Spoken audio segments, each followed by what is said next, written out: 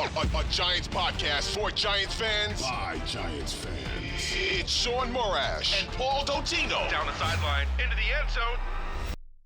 Touchdown, Giants! From the offseason through the wins and the losses, it's time to take one Giant step. One giant step is upon us, and the Giants are going to need to take one giant step if they have any prayer of beating the 49ers.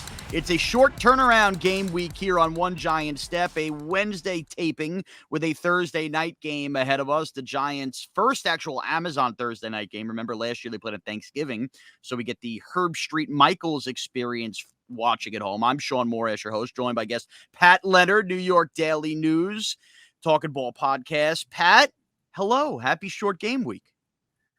Shaun, good to see you, man. Good to see you after a win because through 6 quarters, this looked like the worst team in the NFL. Fortunately, it doesn't look like they're that, but that was pretty doomsday at halftime there.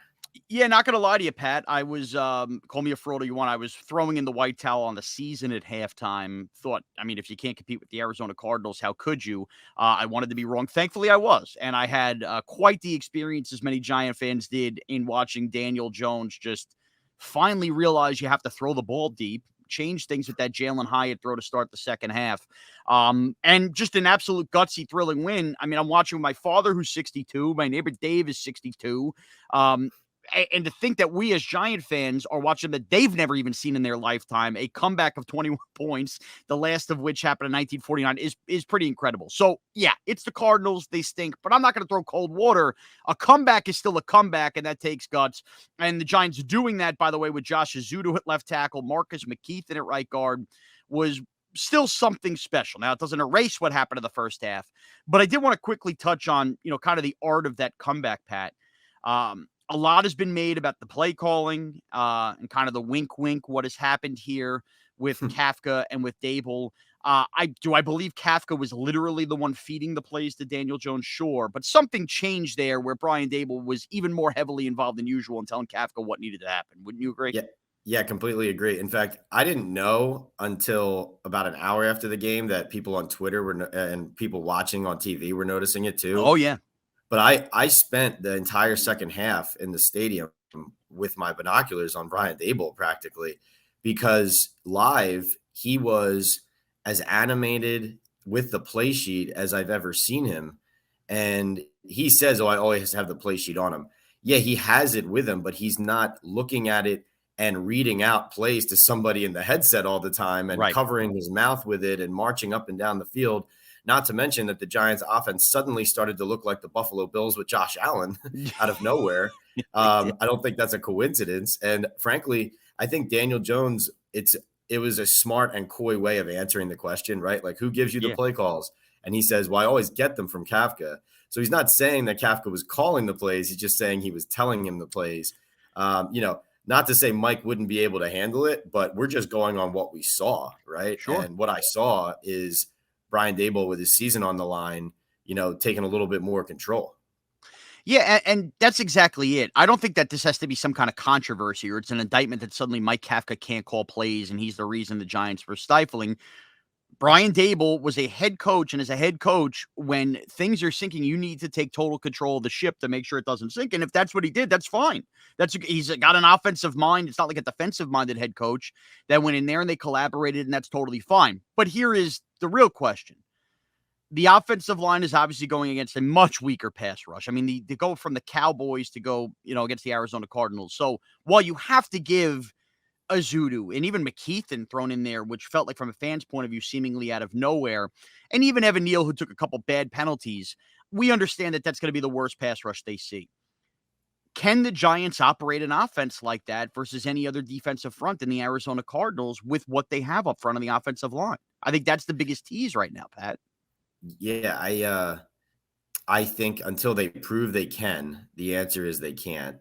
And I think that's only fair, especially because of how poorly they handled Dallas and because their schedule presents a lot of the top pass rushes and top teams in the league. So, Arizona is, like you said, is the worst team in pass rush they are going to face. And so you're not taking away credit at all from them getting the victory and keeping Daniel Jones clean. But you and I both know, Shaun, the other reason the offense looked so good in the second half was Daniel had all day. Yeah. And he's just not going to have all day. And he is a good enough quarterback and a high-level quarterback enough where if he knows he has 3.5 seconds to throw the ball, he will complete the pass. Yeah. He will look like a guy who is shredding a defense back there. He will have 325 yards, 2 to 3 touchdowns, 50 yards rushing. We saw it in Minnesota. We saw it in this game against the Cardinals. But I think two reasons why it's going to be tough for the offensive line. One, they haven't been able to play as a unit of 5 yet due to injuries, due to rotations at guard and camp. I don't think they've had any consistency. And two, I think without Andrew Thomas being the anchor, Josh Ezeudu, yes, one good game at left tackle against the Arizona Cardinals, but then are you going to need him at, guard against San Francisco because Ben Bredesen's out? And then Is he switching back and forth? Or is he your swing tackle and you're not playing him even though you feel like he's your sixth lineman? There's just a lot of moving parts, too many in my opinion. And on that note, real quickly, the Marcus McKeithen thing, obviously lost his rookie year, getting hurt at FanFest last year on the MetLife turf, came along really slowly at camp. Obviously, when you were talking about rotations, he wasn't even really in that guard rotation that was reported on all through training camp. But here we are in week 2, and he's given the challenge of starting at right guard as Glowinski got benched before he had to come back in. I mean, do you think the Giants envision Marcus McKeithen as their starting right guard here moving forward? Well, I think certainly because Mark Glowinski had the camp and the week 1 that he did, even though he stepped in mid-game in Arizona at left guard for Ben Bredesen. I think that Joe Schoen and Brian Daboll, their ideal scenario, Shaun, is for their draft picks and their young players to grab these jobs. I think ideally their lineup has Ben Bredesen at one guard, and then the other guard ends up being Josh Ezeudu. That's what they wanted camp to be. They wanted that to turn into their third-round pick becoming that player. If it becomes McKeithen instead and Ezeudu's your swing tackle, then I think that would make the Giants still feel glad and comfortable about the fact that 2 of their younger players are moving up enough that they can grab these jobs and hold them. But no, I don't think it's McKeithen right now. I think it's more Ezeudu that they would prefer to see on the line. But if McKeithen plays well, like if he plays well against the 49ers, there would be no reason to remove him from that spot. But I clearly think that they envision Josh Ezeudu as a multiple versatile guy. That's what he did at North Carolina in college. David Deal for them. David Deal. Yep. To play all over the line. And by the way, you need guys like that. So even if he's not great, if you're good enough at multiple positions on the line, I mean, that's coming a long way. But again, a big pass rush still ahead of them with the 49ers. Before we totally get into the ins and outs of that game, Saquon Barkley, ordinary ankle sprain, obviously differing reports. Look, I know what Daboll's doing when he says he's not ready to rule him out for Thursday. It's the cat and mouse. It's classic NFL. And I don't want to hear that Saquon's a fast healer. Even if he's come back on the early side of a 4 to 8 week high ankle sprain, he still wasn't the same player off of that. So here's where I'm at with the Saquon injury, Pat. Is it a blow to the Giants? Absolutely. He's a dynamic playmaker. One of the best running backs in football will be a blow to any team. However, you invested in Daniel Jones, okay? You invested in adding speed like Darren Waller and Jalen Hyatt, of which we saw in the second half. And I know so much of that was play action as well, which Saquon takes into account.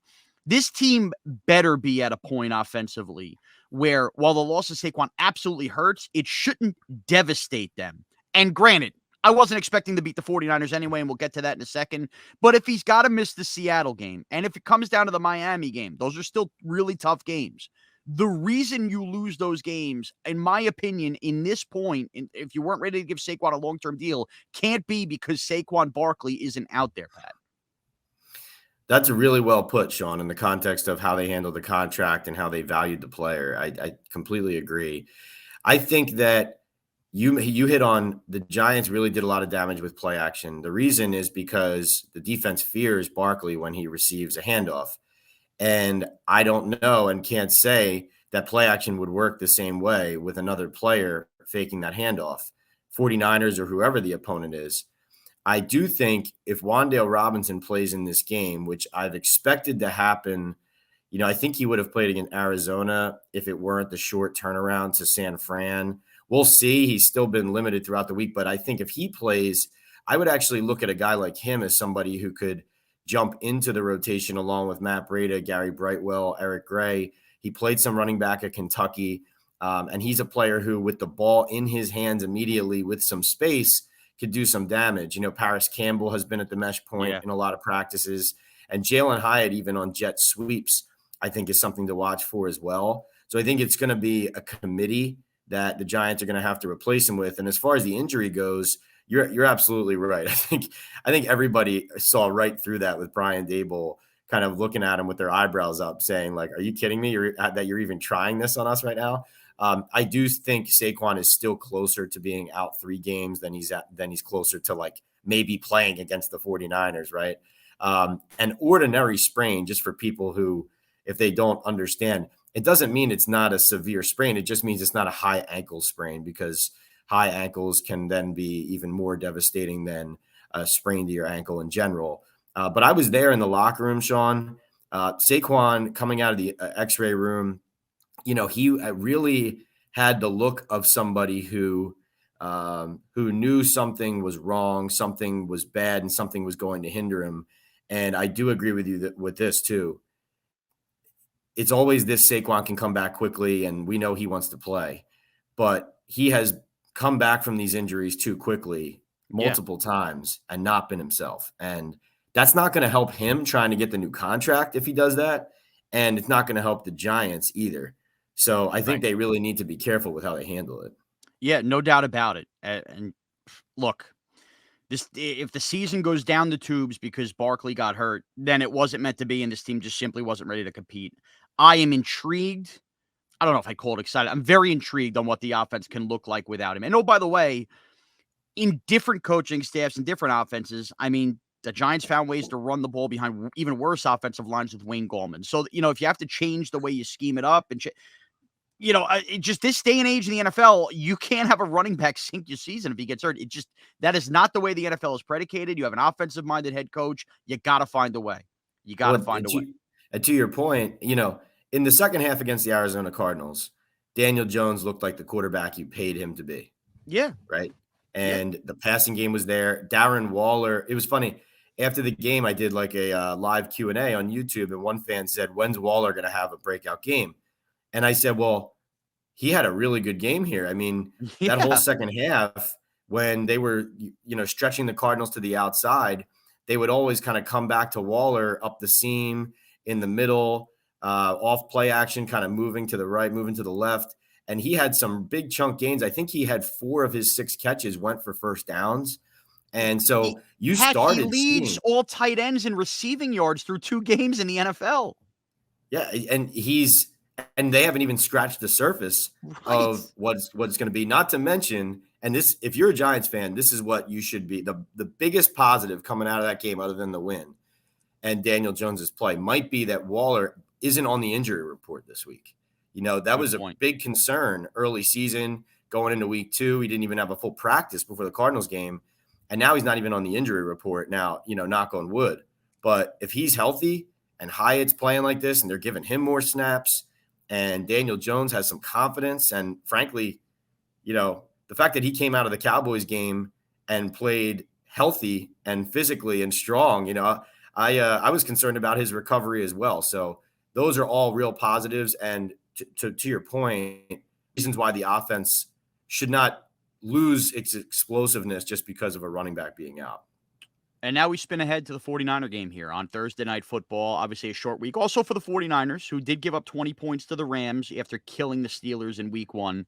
I think you make the case, or you can make the case, while we've all talked about how weak the NFC is, which is part of the reason you could believe in the Giants to make the playoffs again.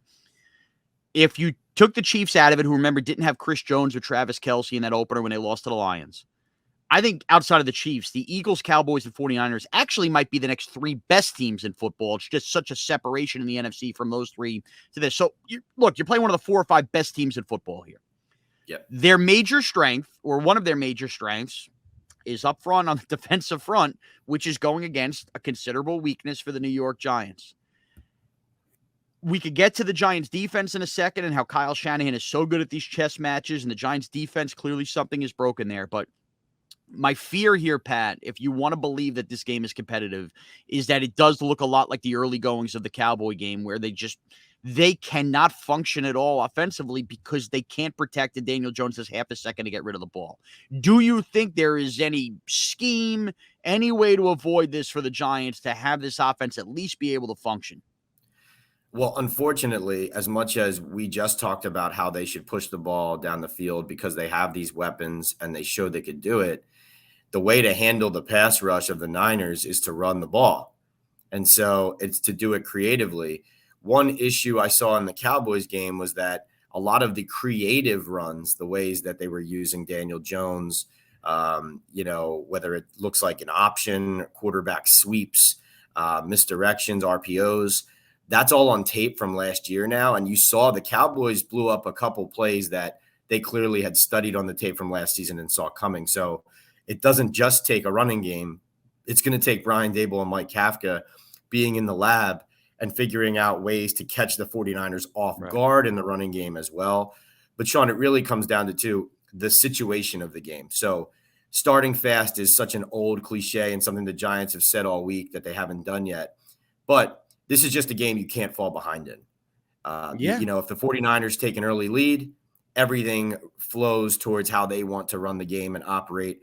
The Giants have to throw the ball and the pass rush, gets off the line. And they're not – it's impossible to say that Bosa, Armstead, and Hargrave are not going to wreak havoc if that happens. So it's not just about running the ball to kind of keep them at bay. It's also about finding a way to score early. Now, does that mean onside kick to start the game, that kind of desperation? I wouldn't say that. You don't want a repeat of what happened in Philly in the playoffs, where it's kind of like, let's go for this fourth down at midfield, and suddenly the game's over in the first quarter and it's 14-0. But I think that kind of thought process of how do we get an edge early so that we're in it and the Niners can't just pin their ears back, that's certainly a way to handle it.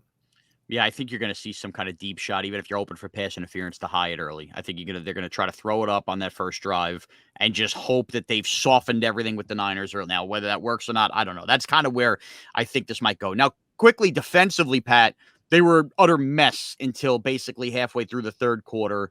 Felt like a lot of miscommunication. I kind of think they're doing a Dorian injustice playing him at the nickel slot right now. I think he's not the same player he is on the outside. You're almost hurting yourself with your top corner by doing that. Even Xavier McKinney is, he played better in the Cowboy game than he did in this game. Had Josh Dobbs run over him. Oddly enough, it feels like right now Jason Pinnock is their best player on defense, which was an open camp battle coming into the year. Dexter Lawrence has been fine. I would want more from Leonard Williams. Obviously, Thibodeau's been a talking point, but he's going to go against Trent Williams most of this game as well.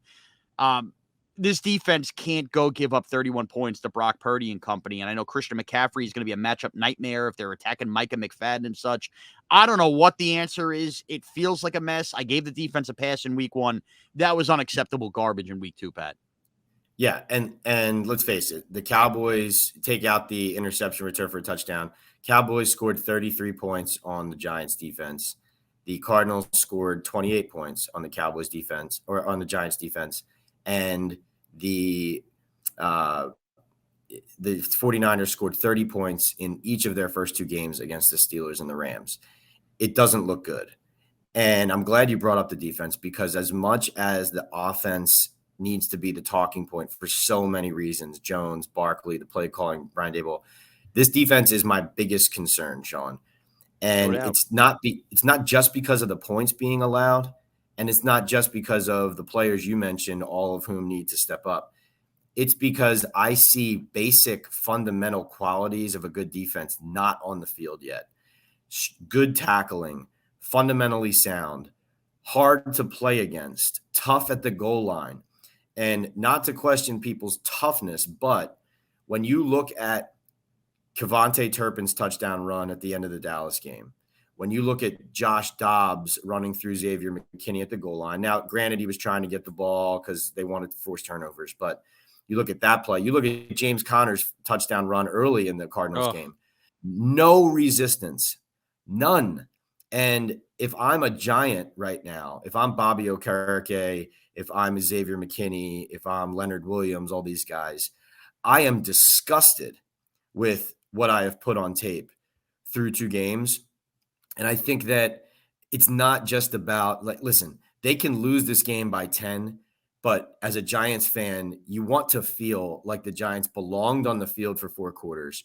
And in order Absolutely. to do that, you need to set a tone on defense. Offense's job is to score points. Defense's job is to set a tone and to tell Brock Purdy and Kyle Shanahan and the Niners that they're in for a long night if they want a victory, right? And right now, as you and I sit here, they have not shown that they will be difficult for the 49ers to handle. Pinnock, I like his resilience. I thought, though, he was picked on by the tight ends in the passing game. I'm not saying, listen, I like Jason a lot, but I actually think, Shaun, that they miss Julian Love already, just from the standpoint of, like, talking to Leonard Williams and Kayvon Thibodeau and Okereke and McKinney this week. They all kept talking about players making sure they do their assignment, take care of their own thing. And Love is not like this supremely incredible player, like top safety, all that. Right. But he is a fundamentally sound guy and also a leader, somebody who keeps people together, keeps everybody on track, focused, behind the scenes in the locker room, helped iron out some things. I think they're just missing that guy who puts them on the one course and says, this is this week's plan. This is all we have to do. And that's it. And I think somebody has to step up and take hold of that role. Well, they almost have 25% of the team named captain. So somebody better freaking step up. We're going to vote that many captains in. Side note, and I love Julian Love. Maybe, and you could absolutely be right on leadership. The only saving grace is right now, of all the safeties in the NFL, he's given up the most combined yardage being targeted right now in the NFL. He's off to a rough start in Seattle. But to your point, I've liked Pinnock because the team has lacked a nasty edge on defense, and at least he's bringing the thump. He's at least, every time he hits somebody, comes across, like, you know what I mean? Like, there's still value in that, but I understand your point. Okay, so now we want to play a little fantasy versus reality and kind of give game picks for this game. Look, if you've listened to the first 22 minutes of this pod, you kind of get the negative tinge that me and Pat both have on what is likely to be the outcome. That being said, it doesn't have to be an abomination. So, Pat, I'll start it off here. If I'm giving a fantasy play, you mentioned him earlier. Look, Darren Waller is basically cooked through 2 games here, okay? He's leading all tight ends in yardage, right? And it was only, 34 yards in game 1, 70-something. It's over 100 yards through 2 games. I think the Giants are going to keep going back to that sweet spot there. They're going to keep trying to find a way to get it to Waller on 3rd downs, especially with Barkley out now. And it wouldn't stun me in the least if he found his way to his first touchdown of the season in this game. The reality of the game, though, still comes down to, can they not get annihilated defensively? Can they hold Christian McCaffrey to under 100 yards? Because remember, they got killed on the run last year, and that was a big point of emphasis this year in the offseason, was how to stop the run game. Well, they're going to face one of the best backs in football, who, ironically, they did a good job on with Carolina a year ago. It was a much different offense. I will take my chances with the rookie corners with Debo and Ayuk, and I'm sure there's going to be bad moments for those guys in this game.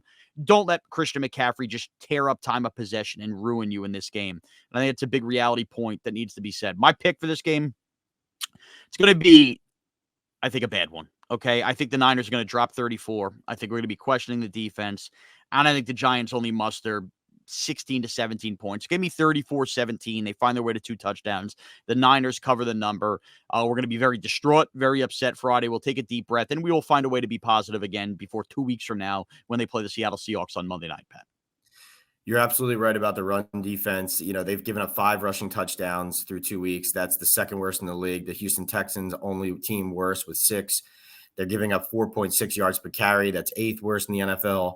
This is something they were supposed to fix with Okereke and the additions they made on the defensive line to get a rotation going. It's just not there yet. You're right, Jason Pinnock, good on run defense and run blitzes, definitely, and a hard hitter.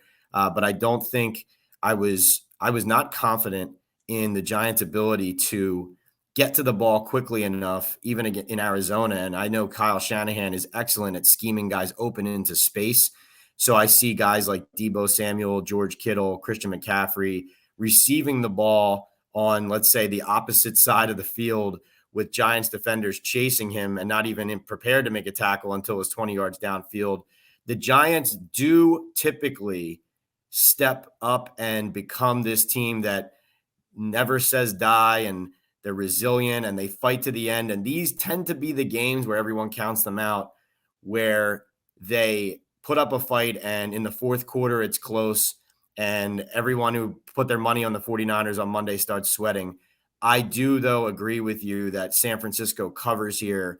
I think 38-13 49ers is my score. I just don't think that Nick Bosa over Evan Neal for 4 quarters, not to mention Arik Armstead and Javon Hargrave over the interior, is going to go well for the Giants. I don't think they're going to be able to get to a lot of even what they're able to scheme up offensively.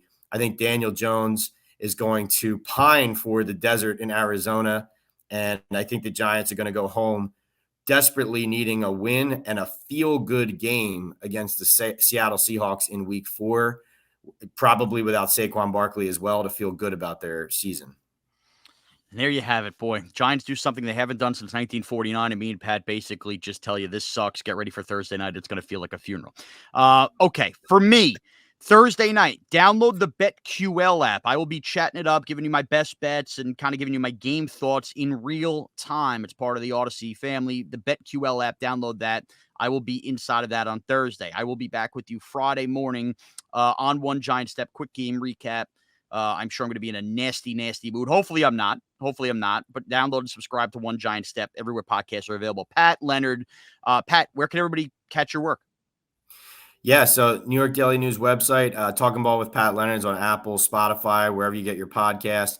Also on my YouTube page at PL on NFL, and we do live post-game Q&As with fans coming out of the locker room.